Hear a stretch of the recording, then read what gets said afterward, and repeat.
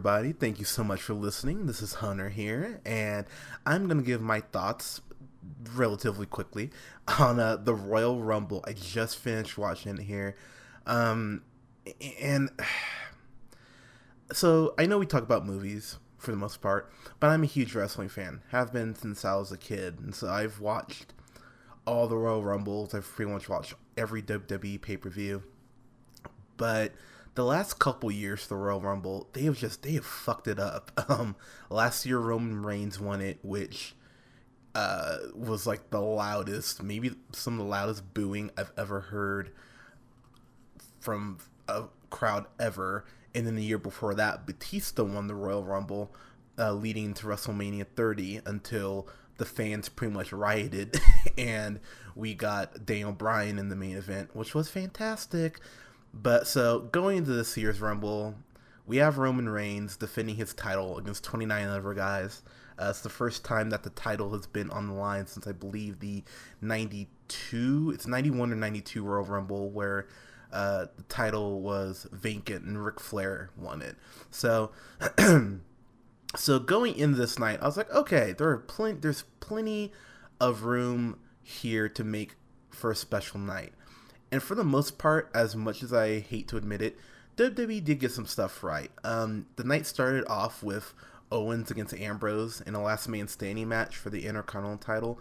And that match was so damn violent. I loved it. The Owens spot with the cannonball through the barricade, that was particularly well done. And then the end spot to the match with Owens going through two tables was pretty fantastic as well, with Ambrose retaining. So that was booked really well. We got Becky Lynch versus Charlotte. I really thought Lynch was going to go over. I really want her to go over because I think that she's done enough to kind of change WWE's mind, because I know they want to get to Sasha Banks versus Charlotte, which admittedly is a great matchup, but so is Sasha Banks versus Becky Lynch. I hate the way they're booking Becky Lynch with Flair doing his dumb distractions and Lynch being dumb enough to fall for him every single time, it seems like. So Charlotte getting the win, I thought it was a really bad call, because I think Charlotte just is not, I don't get why she still has the title, but it did end with Sasha Banks hitting the Banks statement and really indicating that she's going to go for the Divas title. So I was happy with that, but still wish Lynch could have went over. One of the few bright spots of the night was the New Day retained against the Usos. I don't know what WWE's going to need to do. Ever since the Usos have gotten back, they've just booked them so inconsistently. Sometimes they look like one of the best tag teams in the division. Sometimes they look like WWE could give a shit about them. But the debut of Francesca to the trombone was pretty goddamn funny. So, and the end of the match with Big E catching, I can't remember which Uso it is, they're twins. I think it was Jay in midair and hitting the big ending was pretty damn fantastic. So the ending was good. The match was actually really well paced and well booked. So kudos on that. So the New Day retained, thankfully. And then we move on to the United States title match with Kalisto against Alberto Del Rio. Kalisto won the title like 2 weeks ago, and then Del Rio won it right back like 3 days later. Didn't make a whole lot of sense, but whatever. So this was kind of their rubber match, who's gonna break the tie. Kalisto's looking more and more like a star. He has this very likable charisma about the dude. He's an incredible high flyer. I think a better technician than people are giving him credit for. Del Rio looked really good in this match too. So I'm happy Kalisto won the title back. I hope WWE keeps it on him and builds him up, because they're clearly looking for that next, Rey Mysterio. I think Kalisto could be that guy. So, I mean, the crowd reaction he got when he won the title back was pretty incredible. So, well done there. I'm happy for Kalisto. He deserves it.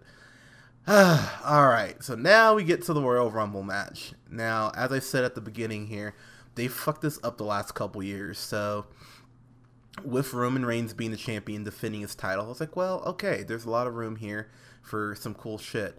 One of the coolest, maybe my favorite thing about the whole Rumble is we got the debut of AJ Styles, who, if you've watched TNA, if you haven't watched AJ Styles, just type in AJ Styles tribute into YouTube. There's hundreds of them. The man is what his nickname is. He is phenomenal, and he looked really good in his first Royal Rumble match. I thought it was a brilliant piece of booking by WWE to have Owens be the one to eliminate him, because the crowd just booed the hell out of Owens for doing so. So that's something that can be revisited down the line when Styles moves up to the main roster. Hopefully he starts at NXT. And then having the Wyatt family eliminate Brock Lesnar after Brock Lesnar eliminated the Wyatt family pretty much by himself. So I mean, there was some stuff that was really well done. I was like, oh man, you guys are doing so good. And then number 30 happened, and and the number 30 entrant was Triple H. Not surprising at all if you've been keeping up on WWE.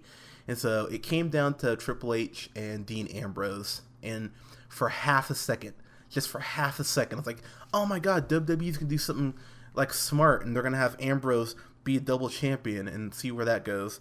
But no. So Triple H won the Rumble again, not surprising, and is now a 14-time, god damn it, world champion. This is my problem with this. There were so many directions you could have went. You could have given the title to Wyatt, which I think would have been a good call. You could have had Ambrose be a double champion and ran with that. But having Triple H win the title again just screams of this dude's ego and about WWE not wanting to try anything new. The ratings for Raw and SmackDown have been in the crapper for like the last 3 months. I think they had their lowest ratings ever in the last 15 years, like a month ago. And it's because WWE's not taking any chances. They're not building any new stars. They're sticking with what's been familiar. And as a longtime wrestling fan, we're sick of what's familiar. We want to have something different. We want to have something innovative. And while I think bringing in AJ Styles is a huge step in the right direction, and thank God for NXT, because the work that those men and women are doing at NXT is absolutely incredible. WWE they are screwing up on their main shows, Raw and SmackDown. So Triple H is the champion again.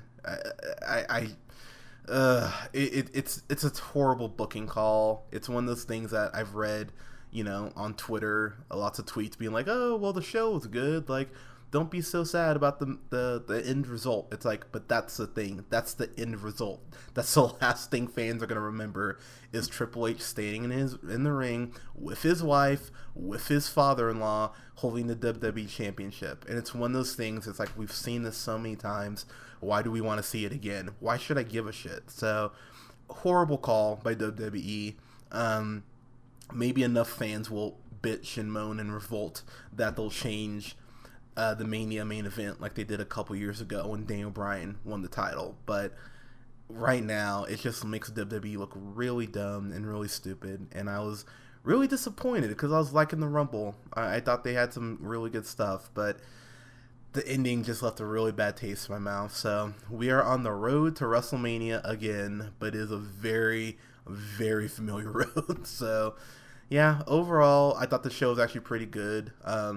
I would give the show overall a B, but I would give the Rumble a C- just because Triple H winning it just dropped it so low for me. So, guys, did you happen to see the Royal Rumble?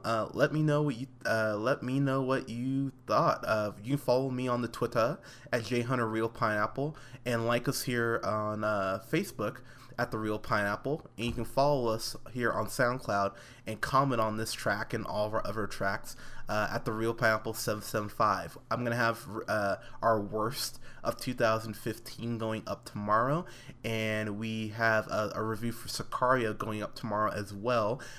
This weekend, I will be out of Reno, Nevada. I will be up in Seattle with Mr. Colin, and we will have reviews for 50 Shades of Black, unfortunately, and a few other things. So, guys, thank you so much for listening. We'll talk to you soon. Have a good night.